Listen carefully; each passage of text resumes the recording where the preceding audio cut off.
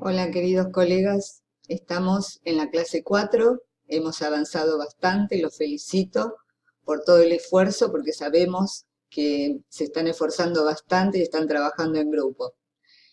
En este video quería comentarles estas dos preguntas. ¿Qué hicimos hasta ahora y cómo vamos a seguir? Que seguramente son preguntas que se las están haciendo.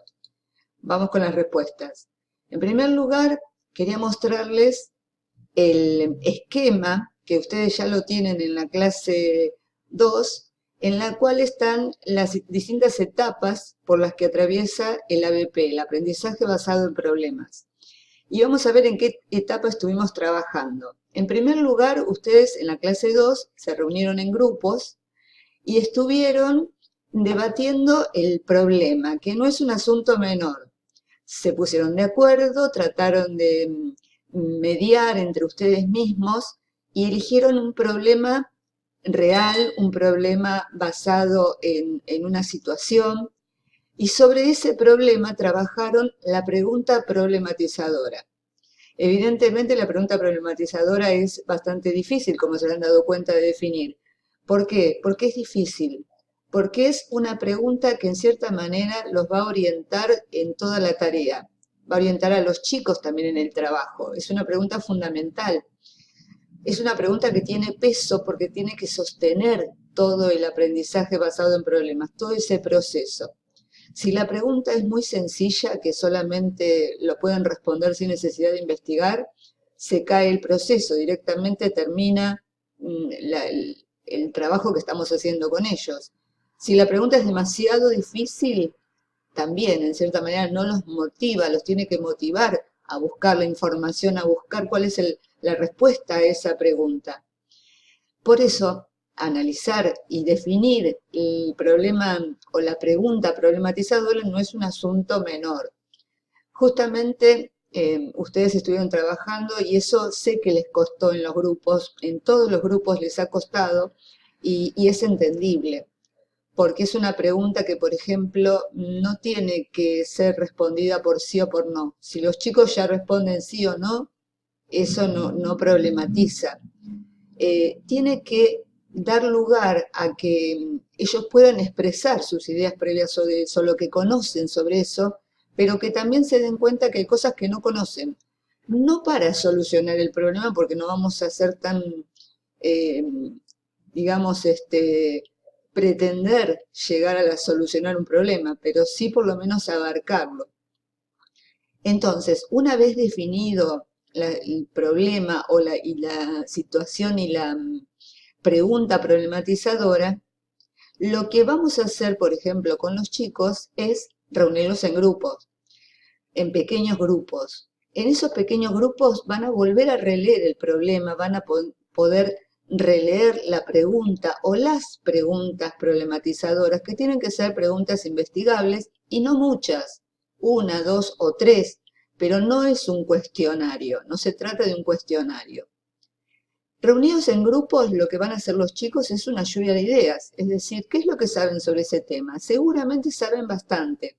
¿Por qué? Porque escucharon en la casa, porque lo escucharon en la tele, porque la mamá lo conversó, porque otro compañero se lo dijo, pero seguramente hay cosas en la pregunta que no conocen. Si yo les pregunto, por ejemplo, cómo resolvieron esta situación en otros países, es evidente que eso les va a faltar. Entonces van a tener que investigar. Lo que yo tengo que hacer es que los chicos se muevan a investigar, que luego de la lluvia de ideas hagan el siguiente paso, que es un listado con aquello que sí saben de ese tema y con lo que no conocen. Y justamente con lo que no conocen es lo que van a investigar. Eso les va a servir para luego del listado de aquello que no se conoce, van a ver qué es lo que necesitan investigar. Ya van a tener definido qué cosas, qué elementos tienen que buscar para llegar a abordar el problema o la respuesta a ese problema. Con eso vamos a definir el problema, que lo podemos definir incluso hasta con un mapa mental, porque un mapa mental nos ayuda a organizar las ideas, qué es lo que sabemos, qué es lo que no sabemos, a dónde vamos, qué es lo que tenemos que buscar. es cómo organizar y estructurar nuestro proceso propio y del grupo. Y luego de ya definido todos esos pasos, viene el de obtener información. Y en esto me detengo un poco más. En la clase 3 estuvimos trabajando con obtener información. Ustedes en grupos estuvieron también buscando información sobre ese tema y lo completaron en un mural en Padlet, pusieron imágenes, pusieron texto, pusieron noticias periodísticas, pusieron videos, fueron acomodando la información y ayudándose también con los operadores booleanos que también vimos, que nos ayudan justamente a buscar, a afinar esa búsqueda de la información. Pero atención, sabemos que información podemos buscar mucha y los chicos también pueden buscar mucha información. Y les pregunto, ¿toda esa información es valiosa? ¿Toda esa información nos sirve? ¿Qué hacemos con tanta información? Lo que evidentemente es necesario es otro proceso, ¿no? Es lo que va a curar contenido, curar esa información. ¿Qué significa curar la información? Por ejemplo, miren la siguiente imagen. Acá hay un señor que está filtrando pepitas de oro. Entonces, lo que hace es deja pasar el agua y se queda con lo más valioso, que son las pepitas de oro. En este caso también nosotros tendríamos que hacer eso. Tendríamos que con los chicos tratar de buscar páginas que son confiables, que son fiables, que son valiosas, que son enriquecedoras, que llegan a definir el problema y dejar aquellas que por ahí no nos aporta tanta información o no nos aporta al problema que estamos trabajando o a la pregunta problematizadora que queremos. Acá hay una frase de Robert Bargava que dice buscar, agrupar y organizar y compartir el mejor y más relevante contenido de la red sobre un tema específico. Eso es curar contenidos. Y atención, tenemos también en esta clase 4 un esquema que nos dice que, por ejemplo, en la curación de contenidos, primero buscamos los contenidos, luego los filtramos, que lo podemos filtrar y también ofrecérselos a nuestros alumnos, porque es muy probable que ellos no sepan buscar aquellos contenidos que son valiosos. Es importante también ayudarlos a buscar, cómo darnos cuenta que una página es mejor que la otra, qué es lo que tengo que mirar. Les puedo ofrecer a través de marcadores sociales distintas páginas que yo ya previamente haya curado. Y luego, bueno, agruparlas en algún lugar. Por ejemplo, puede ser en un mural como Padlet. Y por último, compartir, porque la información siempre está hecha para ser compartida. En esta clase, hasta aquí hemos trabajado y vamos a llegar a curar contenidos.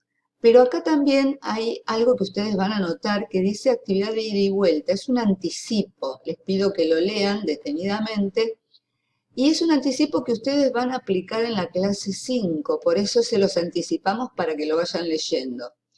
Sabemos que hay docentes que están en actividad, hay docentes que están trabajando en una institución o tienen oportunidad, por ahí no tienen alumnos, pero sí oportunidad de trabajar con algún otro docente que sí tenga a cargo alumnos.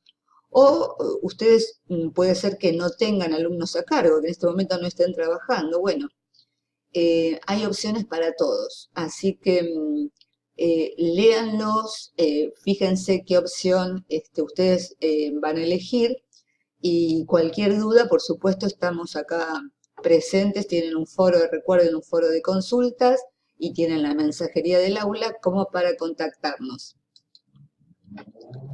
Hay una frase que dice que es necesario desarrollar las habilidades que le permitirán seguir aprendiendo en este mundo cargado con oportunidades para aprender. Dolores Rey. Los invito a explorar la clase 4. Seguimos trabajando en grupos. Esta vez también vamos a trabajar, va a haber un foro para que también puedan aportar en forma individual. Y por supuesto, los sigo acompañando. Nos leemos en el campus.